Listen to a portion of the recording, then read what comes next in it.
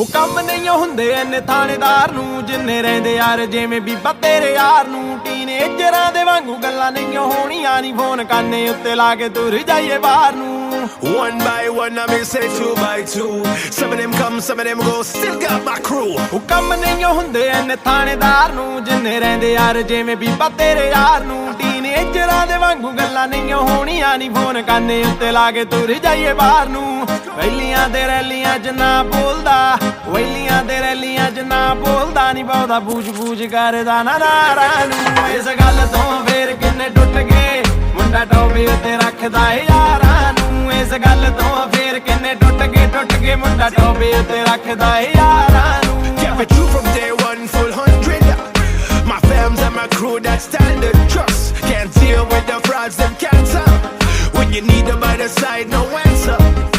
ਉਹ ਸ਼ੌਕੀ ਮੁੰਡਾ ਤੀਜੇ ਦਿਨ ਕਾਰ ਬਦਲੇ, ਗਰੋਪੇ ਆ ਪੁਰਾਣੇ ਨਹੀਂ ਉਹ ਯਾਰ ਬਦਲੇ। ਸਿੰਪਲ ਥਿਊਰੀ ਆੜੀ ਵਾਲੇ ਐ ਜ਼ਰੂਰੀ ਦੱਸ ਕਿਵੇਂ ਛੱਡ ਦਈਏ ਮੁਟਿਆਰ ਬਦਲੇ। One by one, I may say 2 by 2. Some of them come, some of them go, still got my crew.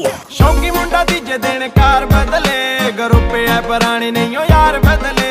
Simple theory ਆੜੀ ਵਾਲੇ ਐ ਜ਼ਰੂਰੀ ਦੱਸ ਕਿਵੇਂ ਛੱਡ ਦਈਏ ਮੁਟਿਆਰ ਬਦਲੇ। ਮਜ਼ਰਾਟੀਆਂ ਬੁਗਾਟੀਆਂ ਦੇ ਪਿੱਛੇ ਵੇਖ ਲਈ, ਮਜ਼ਰਾਟੀਆਂ ਬੁਗਾਟੀਆਂ ਦੇ ਪਿੱਛੇ ਵੇਖ ਲਈ। ਬੀਬੀ ਛੱਬੀ ਦਾ ਕਰੇਜ਼ ਦਿਲ ਦਾ। ਇਸ ਗੱਲ ਤੋਂ ਫੇਰ ਕਿੰਨੇ ਟੁੱਟ ਗਏ ਮੁੰਡਾ ਟੋਬੇ ਉੱਤੇ ਰੱਖਦਾ ਏ ਯਾਰਾਂ ਨੂੰ। ਇਸ ਗੱਲ ਤੋਂ ਫੇਰ ਕਿੰਨੇ ਟੁੱਟ ਗਏ ਮੁੰਡਾ ਟੋਬੇ ਉੱਤੇ ਰੱਖਦਾ ਏ ਯਾਰਾਂ ਨੂੰ। Got all the things and the blings I wanted.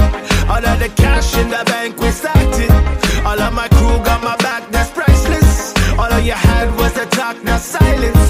ਵੇਖ ਟੌਰਾਂ ਟੌਪਾਂ ਵਾਲੀਆਂ ਅਟੈਚ ਹੁੰਦੀਆਂ, ਨਾਲੇ ਅੱਲੜਾਂ ਦੇ ਹੈਬਿਟਾਂ ਨਾਲ ਮੈਚ ਹੁੰਦੀਆਂ। ਕੋਈ ਕੁੜ ਦੇ ਖਿਲਾਫ ਕੋਈ ਕੁੰਡੀ ਮੁੱਛਦੇ, ਸ਼ੌਂਕ ਵੱਖਰੇ ਤਾਂ ਫੀਲਿੰਗਾਂ ਕਰੈਜ ਹੁੰਦੀਆਂ। One by one, I may say 2 by 2.